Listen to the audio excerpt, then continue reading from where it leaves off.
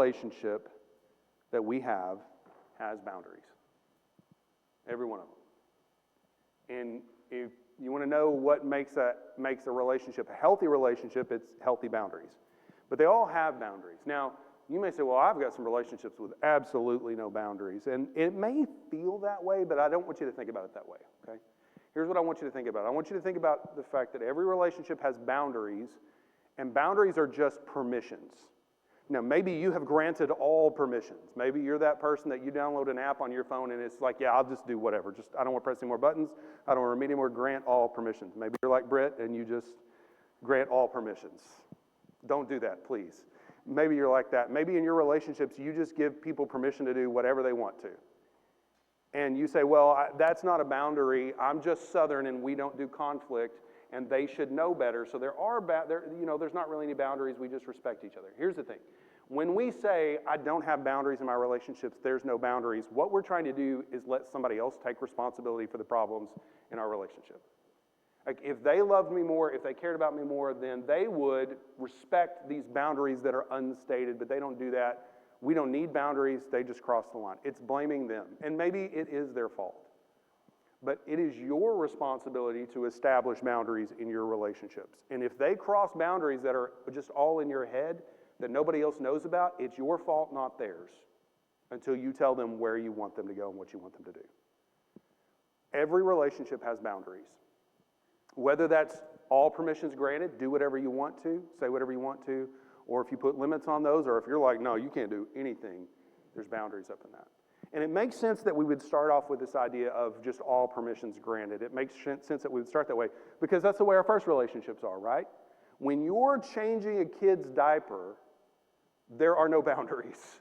When you have to wipe their butt, there are no limits to what areas you get to speak into in their lives. And that's how that works in parenting. Like when I have to tell you to brush your teeth or ask you, did you eat today? Like there's no boundaries. I get to speak into every area of your life, and that's what parenting is, and that's our first relationship. If you have healthy, mature parents, what happens is as you get to adulthood, your parents start to establish boundaries for themselves. As you move out of the house, as you're making your own decisions, they start establishing boundaries, lines that they're not going to cross, things they're not going to comment on, or if they're going to comment on, they comment on them the right way, and they establish healthy boundaries. And you learn how to establish boundaries in your relationships by the way that they model that in your own. A lot of you are laughing about that because you don't have healthy relationships with your parents. They figured if they wiped your butt, they get to do whatever they want to for the rest of their lives, and that's the way that works. It's not how that works. Your job as a parent is to teach them how to have healthy relationships through your relationship. And the thing is, every parent and adult-child relationship that has good boundaries, they like each other. They get along. It's when there are no boundaries that they may love each other, but they don't get along.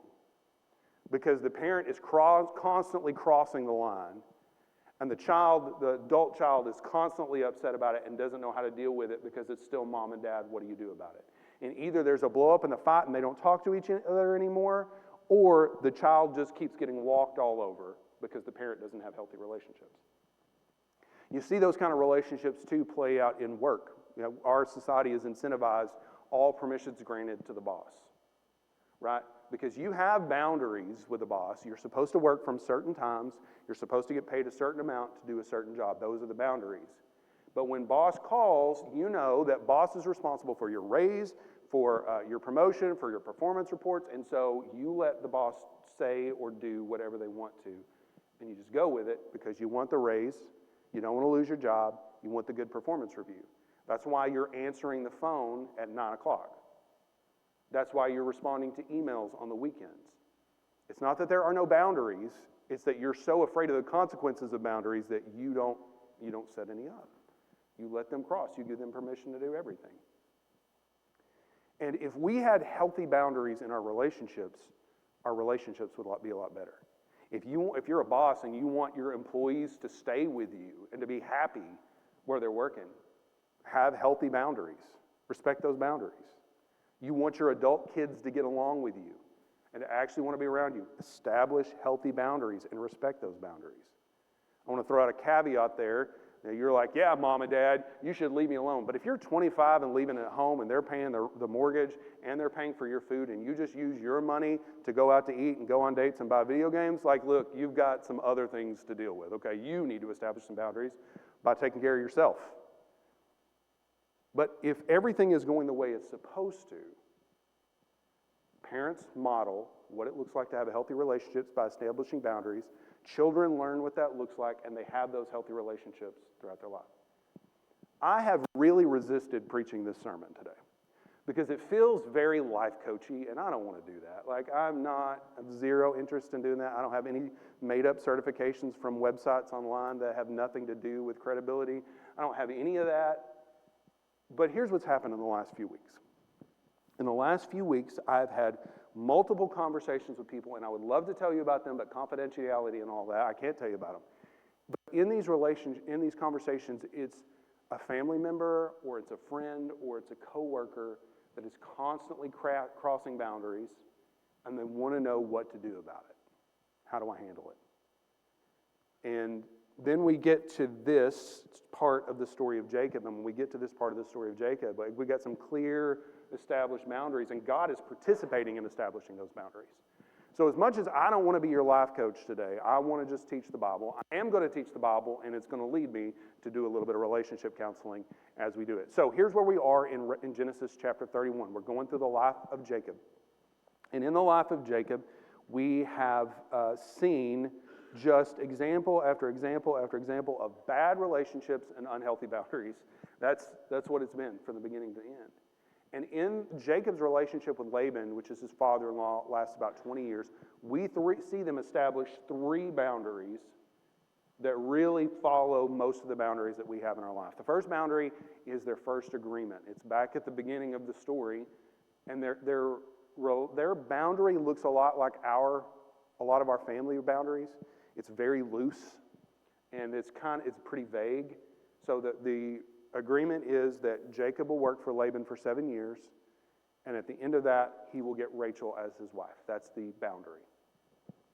But it's very vague because it doesn't say what he's going to do in that work, how hard he's going to work, when he has to work, what things are going to look like. And they have this loose boundary with the expectation that we're family, so we'll treat each other right. And you know how often that goes well, right? We're family, so we'll treat each other right. Families don't have to have contracts. Families don't have to talk things out. We're just going to treat each other right. We've got a vague idea. We have to treat each other right, and at the end of that, we're all going to get along because we're family, right? No, that's not what happens. At the end of a very vague boundary, Laban knows that he can do whatever he wants, and he crosses that boundary, and he does an old switcheroo between his two daughters, and Jacob ends up sealing a marriage contract with the wrong girl. And then what do? Right after that, they're going to continue with the same boundary because nobody learned anything the first time. We're going to continue with the same boundary, except we're going to change the terms a little bit. And for another 7 years, Jacob has the expectation that he'll do the right thing as family. Laban takes advantage of Jacob. 14 years later, he has absolutely nothing except 4 wives and 12 kids, and not a dime to his name. So then we get to the second boundary. Jacob says, I've 14 years, it may be taking me a minute to learn my lesson here, but 14 years later, we need a new boundary. And his first proposal is separation. I'm leaving. I'm out. We're not doing this anymore. And Laban says, okay, let's do something new. So they establish a second boundary. And this is a pretty healthy boundary. If all of our boundaries were like this, we'd all have really good relationships. But the boundary was really clear and it's really specific. The terms of the boundary are Jacob will work for Laban as a shepherd. Basically, that's what he's doing. He works in the household. The other end of that boundary is that Laban will give Jacob all the spotted and striped goats and all the black sheep. There's no ambiguity here. Like, we're very clear on what the terms are. I'm going to do this kind of work for you. I will be paid this thing as it happens. Everybody's clear, and we should all get along. That's the second boundary, is the boundary of employment. That says boundary 1, and that's just because I make mistakes. That's supposed to be a boundary 2. That's what happens. So the first boundary is very loose, very much reliant on we're family, we'll treat each other right. The second one is, clearly they're not going to treat each other right, so let's be really, really specific about our boundary. But even with that boundary, Laban crosses the line. He changes Jacob's pay 10 times. And because they're family, and because Jacob is in a position where he can't really do anything about it, he has to let Laban walk all over that boundary. And then we get to the third boundary. And that's where we're at today in Genesis chapter 31, boundary number 3. In Genesis chapter 31, verse 1, and there's 55 verses in Genesis 31. I can't do them all. I would love to keep you here for a couple hours and we'll go through every verse. I can't do that, or at least you would leave, and it makes me really sad when people leave during the sermon. So I can't do that. So we're going to skim through this and hit the highlights, but we're going to start in Genesis chapter 31, verse 1. Jacob heard that the sons of Laban were saying, Jacob has taken all that was our father's, and from what was our father's, he has gained all his wealth. And Jacob said that Laban did not regard him with favor as before, and the Lord said to Jacob, return to the land of your fathers and to your kindred, and I will be with you. God says it's time to be done with this relationship. It's time to move on. Jacob starts to get rich off of this agreement they have, even though Laban tries to cheat him 10 times, and God just steps in and cares for him each time. And Laban is upset. Laban's sons are upset because they see Jacob getting richer while Laban is staying about the same or getting a little bit poorer. And it says that Laban did not regard him with favor as before. What does that mean? Like, he no longer considers him a sucker that he could walk all over. Right? And you've got family members, you've been through this, family members that as long as you're the sucker, as long as they get to walk all over you and cross the boundaries, they really like you. But the moment you start to put up some hard boundaries, they don't like you anymore. They don't like you anymore. And that's where Laban is at. And God steps in and says, it's time to be done with this relationship. This is really uncomfortable for me. Maybe it's uncomfortable for you too. Because the boundary that God tells Jacob to draw, the third boundary is separation. The relationship is over. And that's really uncomfortable for me. Because as someone who has been saved by Jesus and receives continual forgiveness and continual grace, how is it that there is a line at which I'm done with a relationship? And that is the crux of the conversations that people keep having with me about these relationships. It's not that they really want to continue in the relationship. They feel guilty because they know that they've been forgiven, and they don't understand how that forgiveness but walking away from a relationship can go hand in hand. They don't understand what they're supposed to do. If Jesus died on the cross for me, am I supposed to die on this cross to give them an opportunity to hear the gospel? Am I supposed to stick with this so that they might accept the gospel? And for God to say, it's time to be done, it's really hard to hear. It brings up the idea, like, is this an Old Testament versus New Testament thing? Like, is that what this is, or is there something else going on? And the question of the third boundary is really the one I want to talk about today. So let's keep going and see what it says. So God says to Laban, it's time to go. So Laban gets his two wives together, and there's only 2 times in all of Genesis where we see these 2 women together at the same time. And it's probably because they did not get along, what with the whole sharing a husband and being angry about it thing. The last time we saw them together was over a trade that they made between themselves and their children. And they, 7 years in, 8 years in, 10 years in, they're still very angry with each other. But they come together now in this family meeting, and Jacob has it secretly. He takes them off into a field where nobody else will see them talking, and he says, look, guys, it's time to go. He says this in verse 6. You know that I've served your father with all my strength, yet your father has cheated me and changed my wages 10 times, but God did not permit him to harm me. And the cool thing about where Jacob is to me, if you just sit down and read this whole thing, and you could do it pretty quickly if you sat down and read the entire story of Jacob, is how Jacob goes from no acknowledgement of God to meeting God and like kind of trusting God to, through his suffering, coming to completely rely on God and give God credit for things. Like the way he talks about God goes from basically non-existent to I'm giving God credit for everything. And Jacob, for as many faults as he has, when he sees God care for him, even though other people are taking advantage of him, he gives that credit to God. He said, God did not permit him to harm me.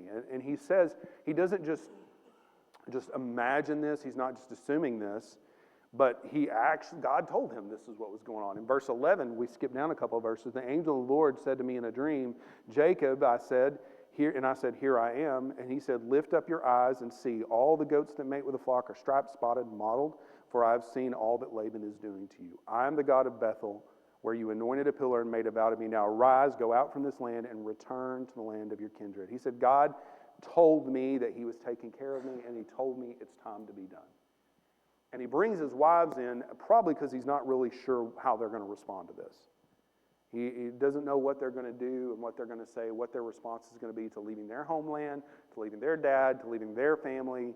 How are they going to respond to this? And in verse 14, they respond in unity for the first time in at least as long as we've known them. Rachel and Leah answered and said to him, is there any portion or inheritance left to us in our father's house? Are we not regarded by him as foreigners? He has sold us. He has indeed devoured our money. All the wealth that God has taken away from our father belongs to us and our children. Now then, whatever God said to you, let's do. Dad clearly doesn't care about us, right? He tricked us, or he tricked you and didn't even bother to trick us. He just swapped us out, took advantage of us, really has messed up our entire lives to make a little bit of extra money, to get 7 years of labor out of you. And he has stolen you from you 10 times, and you think about him stealing from you, but that's our money too. That's our wealth too. That's the wealth that's going to go to our children.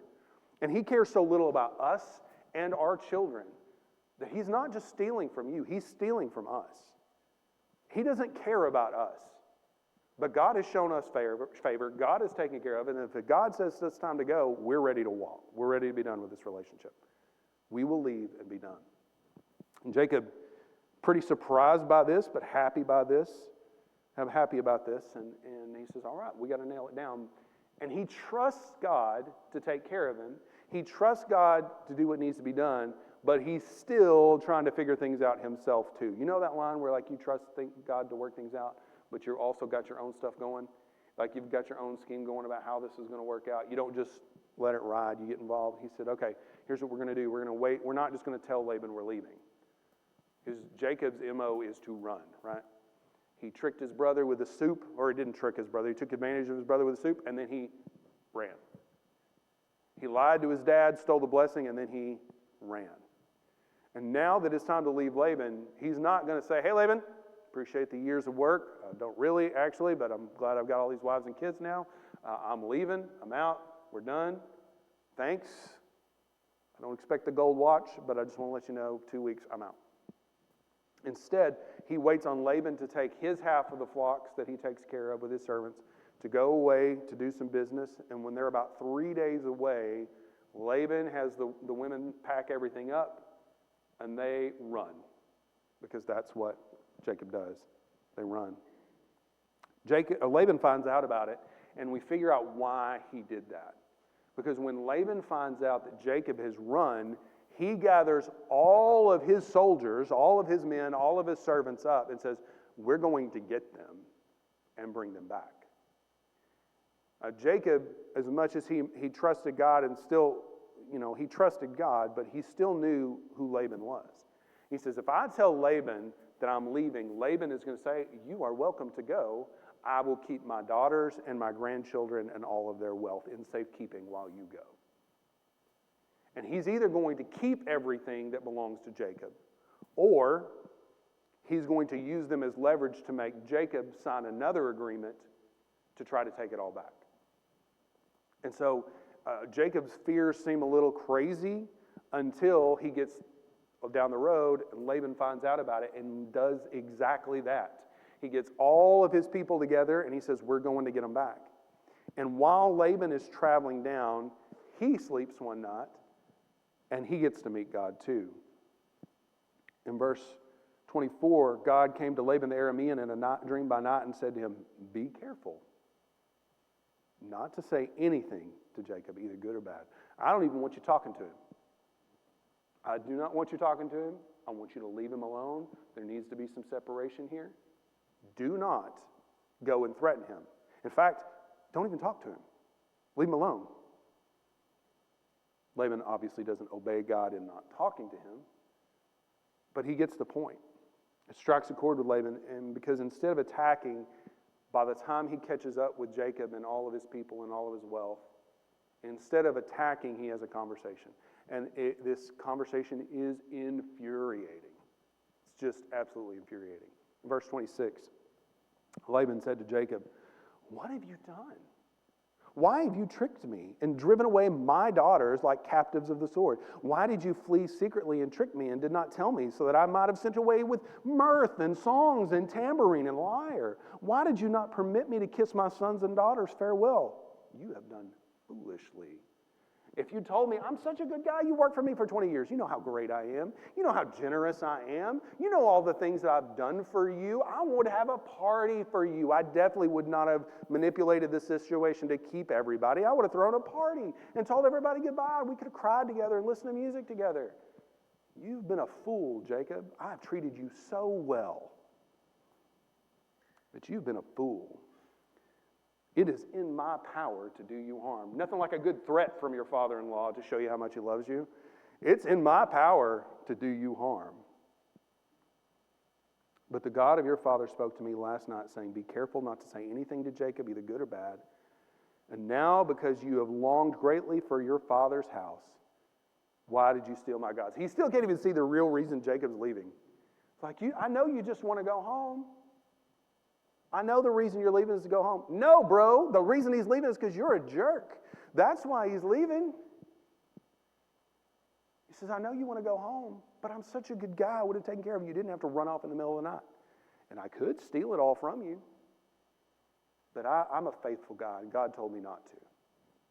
Now, there's a side quest we're not going to pursue here because it's going to add about an extra 15 minutes onto the sermon. We're not going to pursue this too deeply. But this thing about stealing the gods, what happened is that when they left, Rachel went into her dad's tent and stole the household idol. Okay, and what we learn from that is as much as Laban may have recognized the God of Abraham, Isaac, and Jacob, he was still recognizing everybody else too. So she steals these gods and brings them with them. And why did she do that? Well, maybe she didn't believe totally in this whole one God thing. And she's like, well, one God's good, but a lot of gods are better. If we could have some extra help, maybe it was that. Maybe she was just trying to make her dad mad and get back at him. There's some evidence that in this area, the actual possessing the household gods is almost like having the deed to the property. That if you had the deed, then you were the legal owner of the property. And that if you had these idols, then if there was a claim over the inheritance, then you were the one that legally had them because you had possession of the idols. We don't know for sure, but that seems like a pretty good explanation that she was like, I don't think this is going to work, and so I'm going to hold these things hostage so that Dad has to let us go. Otherwise, Laban can seize the inheritance when he dies. Or Jacob can seize the inheritance when he died. And so we don't really know what's going on there, but if you read through this, you see that whole story. And Rachel's pretty cool about how she does this. She manipulates pretty well. She hides them. She's sitting on a camel, and she hides them kind of under her skirts, under the bags. And then in a minute, Laban is going to go through and search for everything, and Laban's going to get to get to Rachel, and he's going to say, all right, we need to check your bags. And she's going to say, Daddy, I would, Daddy, but it's my time of the month. And so, Laban's, okay, I'll go somewhere else. I don't even want to talk about that. Let's not acknowledge that. And she stays on the camel and gets to keep the gods. And that's that whole side quest that happens there. But Laban says, all right, you want to leave? Why did you leave and steal all my stuff and my gods? And Jacob is angry, but he's still not there yet. He's still not popped yet. He answers Laban and says, I was afraid because I thought you would try to take your daughters from me by force. I thought you would do exactly what it is that you really want to do right now and would be doing if God hadn't gotten in the way. So he says, look, go look through the stuff, find them. Anybody that you find those with is going to be punished. And that's when the whole camel and the time of the month thing comes up for Rachel, and they leave and they don't find anything. And finally, Jacob loses it. after 20 years of saving this stuff up, he finally has enough. And he says in verse 36, he's been saving this speech up for a while. He says in verse 36 that Jacob became angry and berated Laban. And Jacob said to Laban, "What is my offense? What is my sin that you have hotly pursued me? For you have felt through all my goods. What have you found of all your household goods? Set it before my kinsmen and your kinsmen, that they may decide between the two of us. 20 years I have been with you. Your ewes and your female goats have not miscarried, and I have not eaten the rams of your flock. What was torn by wild beast, I did not bring to you. I bore the loss myself. From my hand you required it, whether stolen by day or stolen by night. There I was. By heat of day it consumed me, the cold by night, and my sleep fled from my eyes. For 20 years I have been in this house. I have served you 14 years for your 2 daughters, and 6 years for your flock, and you have changed my wages 10 times. And if the God of my father, the God of Abraham, the fear of Isaac, had not been on my side, surely you would have sent me away empty-handed. But God saw my affliction and the labor of my hands and rebuked you last night." This is the kind of speech that happens when you don't say anything for 20 years, right? You've seen this moment where you just keep your mouth shut, and you keep your mouth shut, and you keep your mouth shut. And then, when you finally say something, you're so angry that you burn all the bridges all the way down. Instead of having a conversation, as you go on, you let it build up until you don't want things to go on.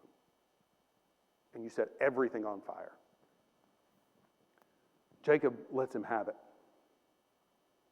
You've taken advantage of me. You've stolen from me. You cheated me even when I was working from you. You did unreasonable things, and I always let you. And you want to know why I'm leaving. And this is what Laban says in verse 43. Laban answered and said to Jacob, "The daughters are my daughters, the children are my children, the flocks are my flocks, and all that you see is mine. But what can I do this day for my daughters or for their children whom they have borne?" Nothing gets through to this guy. He still cannot see it. He still thinks that all of this is his. Nothing gets through to him. And there are some people that you are just not going to get through to. 20 years of talking, you're not going to get through to.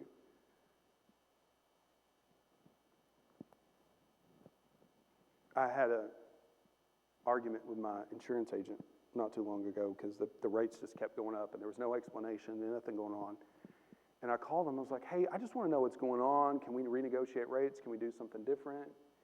And they said, "Well, no, we don't determine any of that. We don't have anything to do with it. It's corporate. They do everything. We just get there." I'm like, "Well, can you at least tell me that you're going to raise my rates so I know what's going on?" They're like, "We do tell you." Like, how do you tell me? Like, we send you the bill and then you know the rates are higher now. Like, that's no, bro. That's not how this works. That's not. I want to know. I want to know. And I said, "Well, I'm going to go shop. I'm going to be done. I'm going to go shop for somebody else, and I may end up staying, but probably not. And so I appreciate your time." And she said, "Well, you should really be careful when you leave because our agents care about people. They really care about people. And when the tornadoes came through, our agent, she was here all the time talking to people. And she was fighting for people, and like the personal connection really matters. So you need to be careful when you go somewhere else that you still have that personal connection." I'm like, "Okay, well, I don't care. I don't really want to talk to my agent all that much. I don't need to be friends with my agent. But I've been with you for 5 years, and I've never spoken to my agent. So why are you going to tell me that the personal relationship matters more than anything whenever you don't talk to me? Like, you tell me you can't change my rates, but the personal relationship is going to save me when a tornado hits. You tell me we've got a great personal relationship, and this person doesn't know my name. And so, like, I don't even care. Like, I don't even want to talk to him, but you're telling me this is what it is."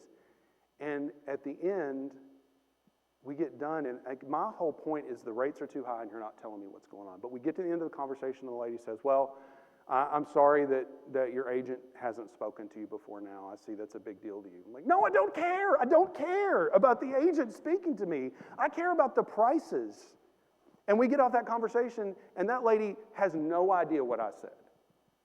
No idea what I said, because she's so fixated on one thing she can't see it. And there's nothing I can do to change her. And you've got some conversations, you've got some relationships, and you are banging your head against the wall trying to get them to understand what's going on. And all they can see is what they already think is going on. And that's Laban. That's Laban and that's Jacob. And Laban finally recognizes that he never realizes he's the bad guy, as dissatisfying as that is. He never realizes he's the bad guy. He never realizes what he's done. He never admits that he's done any wrong. Jacob is the bad guy in the rest of his story when he tells it. And sometimes you just have to be okay with that. But Laban finally, to save the relationship, when he sees that he has pushed it so far, the relationship is over, he proposes the third boundary. The third boundary is this. Let's make a covenant between you and I. This is verse 44. And let it be a witness between you and me. So Jacob took a stone and set it up as a pillar. And Jacob said to his kinsmen, gather stones. And they took stones and made a heap. And they ate there by the heap. And Laban called it Jegar Sahadutha. I should have let Clayton pronounce that one for me. Sahadutha. And Jacob called it Gilead. But Laban said, this heap is a witness between you and me today. So let's set up a boundary. And we're going to make an agreement. We're going to set up a boundary right here. And here's the details of the boundary. Verse 51, Laban said to Jacob, see this heap and this pillar which I've set up between you and me? This is a heap of witness. And the pillar is a witness that I will not pass over this heap to you, and you will not pass over this heap to me to do me harm. Here's the agreement. We're going to set up this boundary, literal physical boundary. And if I cross over this boundary, I guarantee you it will not be to hurt you or to take your children or your wives or your flocks. And if you cross over this boundary, it will not be to harm me any more than you already have. It will not be to harm me. And if one of this does this, then we both agree to accept whatever punishment God gives us for that. This is the final boundary. And the end of this conversation, once they finally say what needs to be said, and once they finally deal with what needs to be dealt with, they sit down and they have a meal and they're able to celebrate. Not because all the problems are gone, but because they have finally had the conversation and established the boundary that they need to be able to have a relationship. And this relationship is a relationship of separation. They're going to be 500 miles apart. But they can rest knowing that they're okay. That there's a boundary there. There are 3 basic boundaries that you can have in your relationships. And we all want to sit on relationship 1, where everybody just does the right thing and we never have to talk about anything. But that does not work. You know that doesn't work. It takes 2 very special parties to make that work. We have to have, if we want to have good relationships, we have to have good boundaries. Our first boundary that we generally have is that very loose boundary, like they had with that marriage agreement. There's a very loose boundary. We're going to do this, you're going to do that. Everybody's going to treat each other like family. And guys, I know we lean towards that one, but that boundary gets abused. Part of the reason it gets abused is because people don't just do the right thing all the time. They're just not going to do the right thing all the time. And if the boundary is just, you're going to treat me well and I'm going to treat you well, that boundary is going to get crossed. It also gets crossed because if we have unstated expectations, then we have different expectations. Right? You say, well, I know mom and dad know not to cross this line. They know not to do this. They know not to do that. How do you know they know not to do that? Well, because it's the right thing to do. What's what you think is the right thing to do? But you are their child and they love you and they think it's their job to get in there and get in the details and help you. And if you don't have stated boundaries, they can do whatever they want to. And then you're going to be mad at them. Because you've got that level 1 boundary that does nothing. Absolutely nothing. Maybe you're not a first boundary person, that you don't fixate towards the first boundary of not having a conversation, but maybe you're a third boundary kind of person. Like as soon as somebody crosses this line, you are done with them. You shut them down and you move on and you never talk to them again. You cross the first boundary, I don't want you in my life, you are out. And we generally lean towards the first or the third, but the healthy place for us to be, if you want to get along with people in this church, in your family, at work, the healthy place for you to be is at the second boundary. The boundary that sets clear expectations and gives clear permissions. It can adjust and change with the situation, but everybody knows what everybody else expects. And you want to know why you're not getting along with people? Because they don't know what to expect and you don't know what to expect.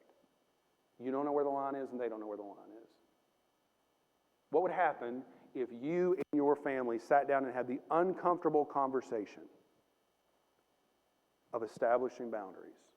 You would be uncomfortable for a few minutes and then you would get along for the rest of your lives. But instead we want to be like Jacob. We want to sit and let somebody walk all over us and never say anything until we blow up and destroy everything completely. So here's the question.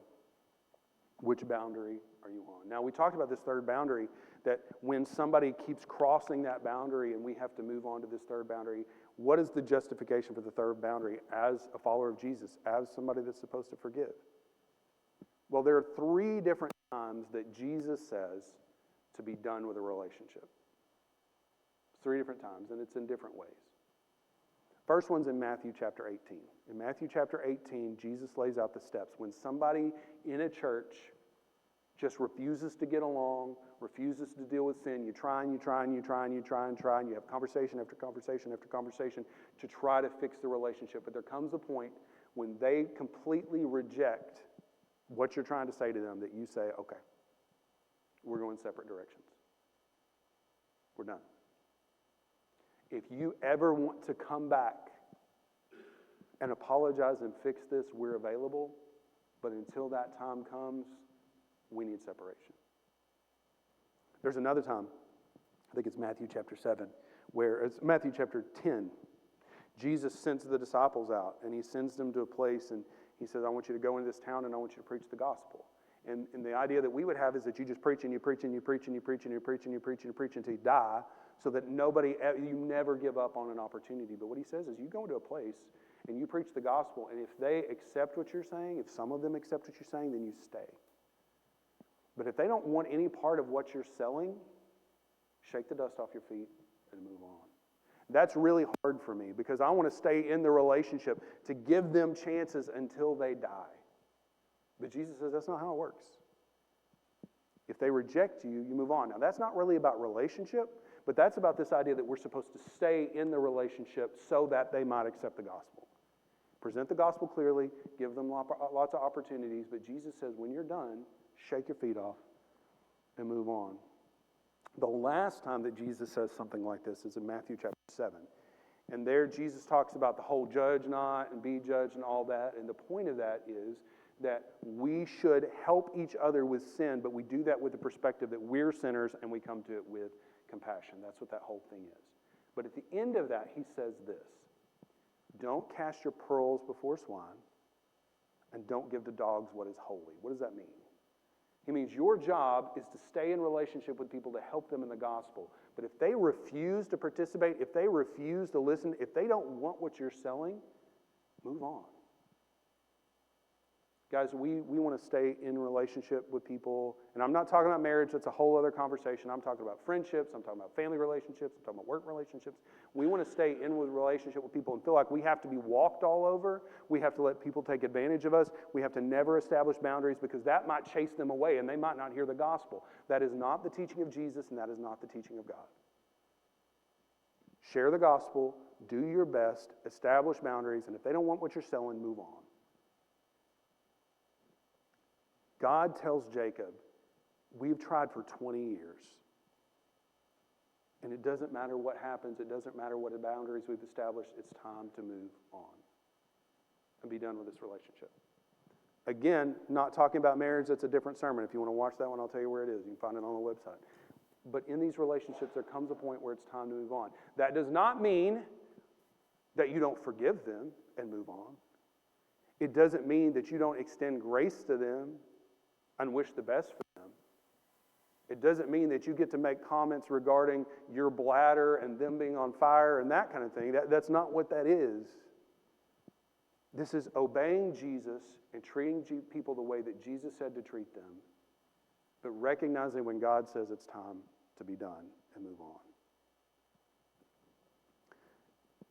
You got 3 kinds of boundaries that you're going to have in your relationships. And where we all want to be is at boundary 2. We want to know what the other person expects, what our permissions are so that we can get along. If you got adult children you don't get along with, you need to look into this. If you got brothers and sisters you don't get along with, you need to look into this. If you're an employer, I'm begging you to look into this. But if somebody has pushed you and pushed you and pushed you to the point that they don't want what you're selling, God said, it's time to move on. This was not a month later. It was not 6 weeks later. It was not 2 years later. This was 20 years of trying. But at 20 years of trying, he said, it's time for boundary number 3, where we shake hands and wish each other well and go separate directions. I don't want to preach this sermon. I don't want to tell you this. But some of you are in relationships that you really need to seek out. What are my boundaries? What do they need to be? And what do we need to do next? And you're staying in a situation where people are abusing you, taking advantage of you, and you think it's because that's where Jesus wants you.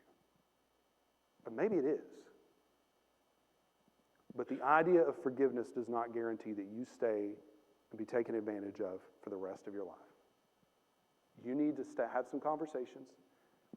You need to seek what God has for you, and you need to establish some boundaries.